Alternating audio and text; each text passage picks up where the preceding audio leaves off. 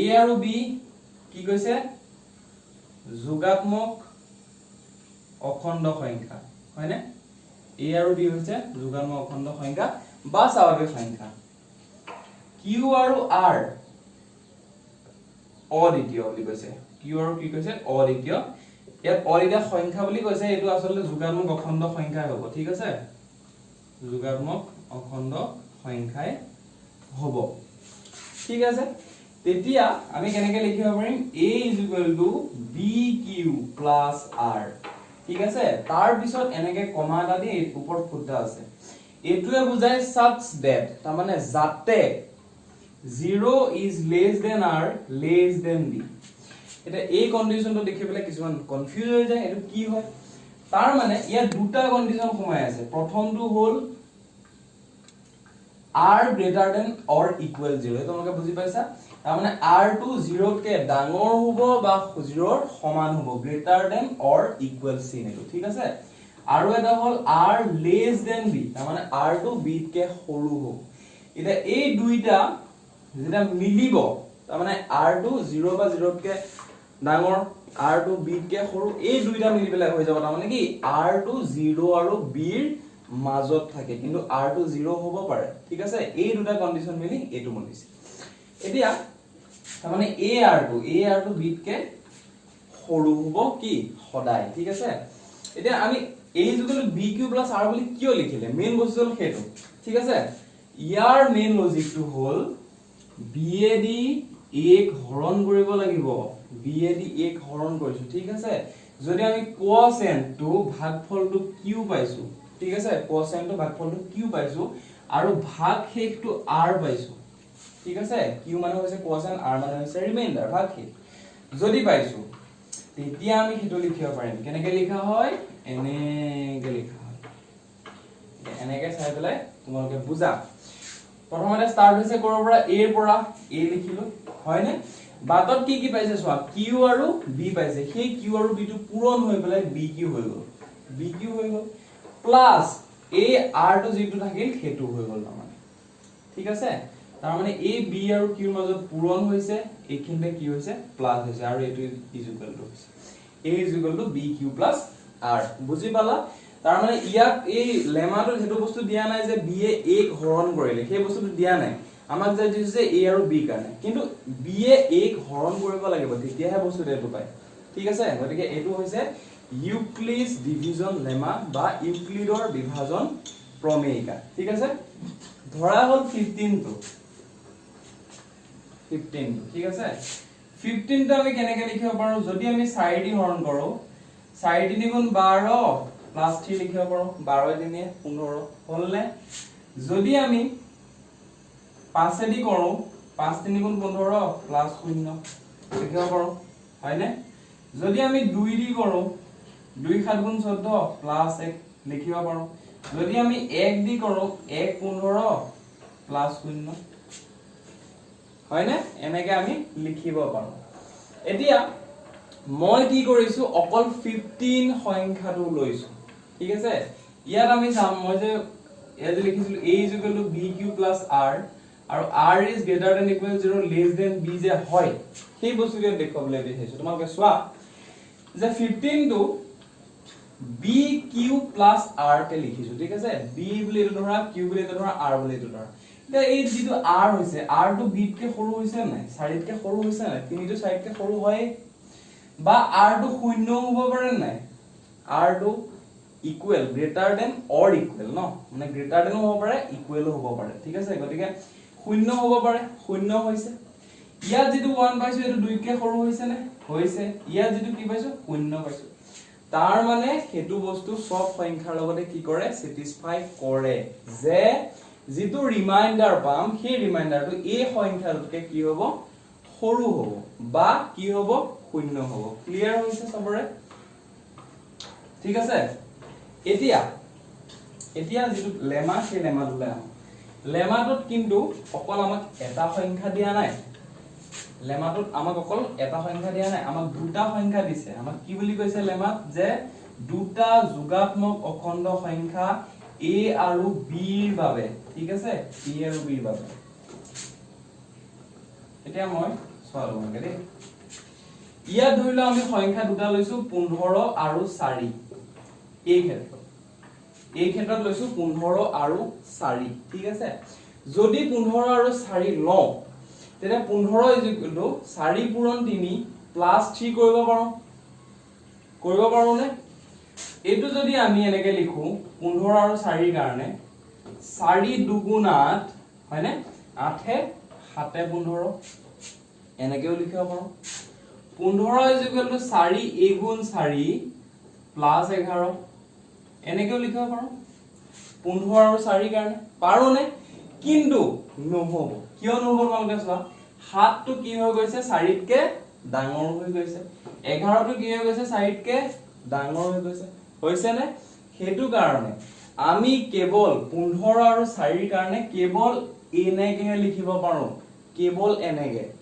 আৰু কেৱল এনেকে লিখাৰ মিনিংটো হল যে ইয়াত অকল 3 আৰু ইয়াতো 3 হে বহিব পাৰে 3 বাদে বেলেগ বহিব নোৱাৰে তাৰ মানে 3 বাদে বেলেগ সংখ্যা নাই তাৰ মানে 3 দুটা হৈছে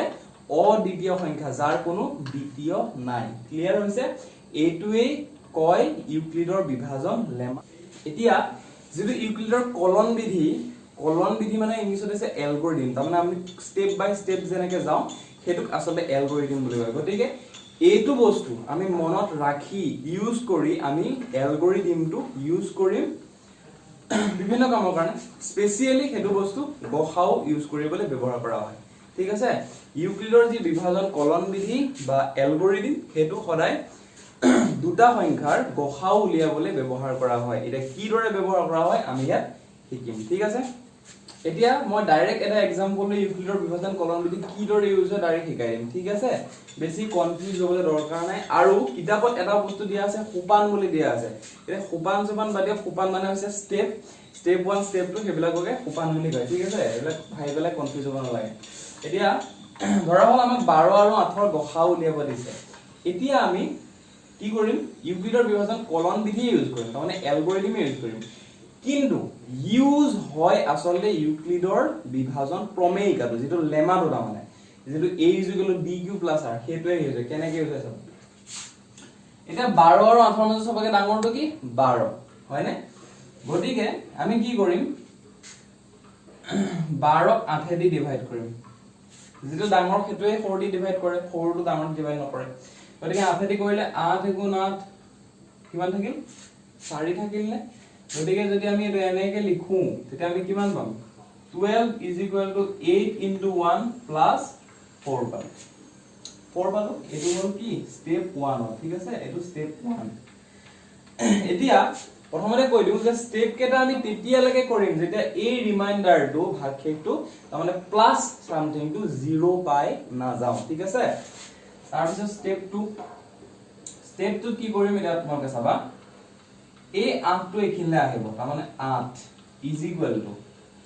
আৰু এই 4 টো এখিনলে আহিব 4 ঠিক আছে এতিয়া সোৱা তোমালোকে 12 আৰু 8 টো এনেকে পজিশন থাকোতে কি কৰিছিলে 8 দি 12 ক ডিভাইড কৰিছিলে ঠিক একেদৰে এই ক্ষেত্ৰত কি কৰিব 4 দি 8 ক ডিভাইড কৰিব 4 দি 8 ক ডিভাইড কৰিলো 4 দুগুণ 8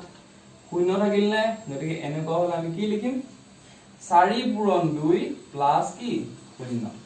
এতিয়া আমি দুটা স্টেপতে কি পাই গলো এই প্লাস সামথিং যেটো আছিল হেতু কি পাই গলো 0 পাই গলো 0 পাই গলো মানে আমি সংখ্যা দুটাৰ গসাও কি কৰিলো উলিয়ালো গুটে গসাওটো কিমান হ'ব গসাওটো হ'ব এইটো নাম্বাৰ 4 হ'ব 8 আৰু 12 ৰ কি HCF বা হাইয়েস্ট কমন ফ্যাক্টৰ বা অসমে গসাও তোমালোকে বুজি পাইছা যে প্লাস 0 যেটো আহে যেতিয়া আহিব তেতিয়া এই সংখ্যাটো কি হৈ যাব এই সংখ্যাটো মানে যেটো ইয়াৰ পৰা ইয়ালা আহিছে দেই এটো সংখ্যা কি হৈ যাব গসাও হৈ যাব এতিয়া কোৱেশ্চন আহিব পাৰে কিছুমান ষ্টুডেন্টৰ যে 8 = 2 * 4 + 0 টো হয় তাৰ মানে 4 * 2 + 0 হয় কিন্তু 2 * 4 + 0 টো হয় গতিকে 2 টো গসাও কিয় নহল কাৰণ ইয়াৰ যেটো প্ৰিভিয়াস স্টেপ আছিল তাৰ মানে স্টেপ 1 ৰিমাইন্ডাৰ কি আছিল 4 আছিল 4 টো হে ইয়ালা আহিছে 2 টো ইয়ালা হোৱা নাই নহয় যেটো ইয়ালা আহিছে হেতুৱে হ'ব গসাউ ঠিক আছে গতিকে যেহেতু 4 টো ইয়ালে অহাৰ পিছত এটো 0 পাইছো গতিকে 4 টো হ'ব গসাউ ঠিক আছে আমি আৰু এটা एग्जांपल লৈ পাৰিম নেক্সট আমি এটা एग्जांपल লৈছো 64 আৰু 24 ৰ গসাউ এতিয়া আমি ডাইৰেক্ট মুখতে কৰিবলৈ চেষ্টা কৰিম 64 টো ডাঙৰ হয় গতিকে লেফট হ্যান্ড সাইডে লিখিছো ইজ ইকুৱেল টু 24 দি যদি হৰণ কৰো তেতিয়া 64 লে কিমান টাইম যাব তোমালোকে চোৱা যদি 4 টাইম কৰি দিও সৰি যদি 3 টাইম কৰি দিও 24 3 গুণ 72 হয় না গতিকে 3 টাইম নকৰো 2 টাইম যদি কৰো 48 কিমান 24 গুণ 48 48 ৰ লগত কিমান যোগ কৰিলে 64 হ'ব 48 ৰ লগত কিমান যোগ কৰিলে 64 হ'ব 16 হয়তো না 16 যোগ কৰিলে 64 হ'ব 16 টো লিখি দিলো এতিয়া a 24 টো ইয়াত লিখিম ইজ ইকুৱেল টু a 16 টো ইয়াত লিখিম 16 কেবাৰ যাব দুবাৰ গলে 32 হৈ যাব 24 তকে ডাঙৰ হৈ যাব গতিকে 16 গুণ 16 8 a 16 টো ইয়াত লিখিম এটো স্টেপ 3 হা এটা স্টেপ 3 লৈকে কিয় গলো বাৰু কাৰণ এটো 0 আমি পোৱা নাই যেতিয়া 0 পাম তেতিয়া বাদ দিম আৰু a 8 টো ইয়াত লিখিম 8 দুগুণ 16 প্লাস 0 পাই গলো গতিকে স্টেপ খতম হৈ গল গতিকে গসাউ কি হ'ব তোমালোকে গেছ কৰা গসাউটো হ'ব 8 কিয় 8 হ'ব কাৰণ জিটো স্টেপত 0 পাইছো তাৰ আগৰ স্টেপত এইটো স্টেপত ৰিমাইন্ডাৰটো কিমান আছিল 8 আছিল আৰু সেই 8 টো ইয়ালে আহিছে মানে জিটো ইয়ালে আহিছে বা জিটো আগৰ স্টেপত গসাউ আছিলে হেতুৱে হ'ব কি সৰি যেটো আগৰ স্টেপত ভাগশেষ আছিলে হেতুৱে হ'ব সংখ্যা দুটাৰ গসাউ ক্লিয়াৰ হৈছে এবাৰ অকমান এটা ডাঙৰ एग्जांपल লৈ আমি এটো কৰিম ঠিক আছে 405 আৰু 2520 লৈ পেলাই যদি আমি কৰো ঠিক আছে 2520 ইজ ইকুৱেল টু 405 এটো কিমান বাৰ যাব এ তোমালোকে কৰিব লাগিব বা ভাবিব লাগিব ঠিক আছে এটা চোৱা ইয়াত যদি 405 আছে 400 বুলি যদি ভাবি লও ঠিক আছে 405 গুণ কিমান 2000 আৰু ইয়াত আছে কিমান 2500 হয় নে গতিকে 2000 যদি হৈ যায় তাৰ মানে 5 গুণ যদি কৰি দিও তেতিয়া মাজত আৰু এটা গ্যাপ থাকি যায় তাৰ মানে বেছি সংখ্যা হৈ যায় যেটো ইয়াতকে ডাঙৰ হৈ যাব হেতু কাৰণে আমি এটো কৰিম সবাৰ যদি তোমালোকৰ প্ৰবলেম হয় তোমালোকে নিজে হৰণটো কৰি লবা ঠিক আছে সবাৰ কৰিম সবাৰ কৰিলে ইয়াৰ ভাগশেষ থাকিব 90 ভাগশেষ কিমান থাকিব 90 থাকিব তাৰ পিছত এইটো সংখ্যা ইয়ালে আহিব 405 is equal to 90 পূৰণ এতিয়া এই ডাঙৰ সংখ্যাবিলাকৰ পূৰণ কৰোতে ইয়াত আছে 90 হয় নাই আৰু ইয়াত আছে 400 বুলি আমি যদি ধৰি লওঁ তেতিয়া 9 গুণ 9 9 দুগুণ 18 গতিকে 90 দুগুণ 180 9 3 গুণ 27 গতিকে 90 3 গুণ 270 তাৰ মানে এটা শূন্য লাগি গৈছে 9 4 গুণ 36 গতিকে 90 4 গুণ 360 হয় নে তাৰপিছত 9 5 গুণ 45 তাৰ মানে 90 5 গুণ 450 450 টো ইয়াতকে বেছি হৈ যায় গতিকে আমি কি কৰিম 4 গুণ কৰিম 4 গুণ কৰিলে 360 হ'ল 360 লগত কিমান প্লাস কৰিম 45 প্লাস কৰিম ঠিক আছে তাৰপিছত এইটো বস্তু ইয়ালে আহিব 90 ইজ ইকুৱেল টু 45 ইনটু 2 45 দুগুণ 90 প্লাস 0 এতিয়া এইটো স্টেপত আমি কি পাই গলো 0 পাই গলো তাৰ আগৰ স্টেপত ৰিমাইন্ডাৰ কিমান আছিল 45 আছিল নে গতিকে গসাউ কিমান হ'ব 45 ক্লিয়াৰ হৈছে গতিকে এই দৰে ইউক্লিডৰ কলন বিধি ইউজ কৰি আমি দুটা সংখ্যাৰ কি কৰিব পাৰো গসাউ উলিয়াব পাৰো ঠিক আছে আৰু কলন বিধি মানে হৈছে মই প্ৰথমতে কৈছিলো স্টেপ এটা চোৱা প্ৰথম স্টেপটোত আমি হেতু ভাবিয়ে কৰিছো যে ইউক্লিডৰ ডিভিজন যেটো লেমা আছিল সেই লেমাত এনেকে লিখা হয় ইয়াত স্যাটিসফাই কৰিছে নাই চোৱা 405 কে 90 টো সৰু হয় নে 90 কে 45 টো সৰু হয় 45 কে 0 টো সৰু হয় 0 টো সৰু হয় মানে ৰিমাইন্ডাৰটো 0 হৈছে ঠিক আছে তাৰ মানে ৰিমাইন্ডাৰটো হয় এটো তাৰ মানে প্লাস সামথিং টো হয়তো 0 হ'ব হয়তো এইটোতকে সৰু হ'ব ঠিক আছে এইটোতকে সৰু হ'ব এতিয়া কিছুমানে সুধিব 6 কে কিয় সৰু নহল 6 কে কিয় সৰু হ'ব কাৰণ আমাৰ সংখ্যা দুটা কি দি থোৱা আছে 405 আৰু এটো দি থোৱা আছে গতিকে আমি যদি 2520 টো এফালে লিখিছো গতিকে 405 ত খাই চাম 6 ত কে নাচাও ঠিক আছে গতিকে ইউক্লিডৰ ডিভিজন লেমা ইউজ কৰি ইউক্লিডৰ কলন বিধি ইউজ হয় আৰু ইউক্লিডৰ কলন বিধি ইউজ হৈ পেলাই দুটা সংখ্যাৰ গসাউ উলিওৱাত সহায় হয় ঠিক আছে গতিকে আজিৰ এই ভিডিঅ'ত আমি শিকিলো যে ইউক্লিডৰ কলন বিধি কিদৰে ইউজ হয় বা ডিভিজন লেমাটো কি হয় ইয়াৰ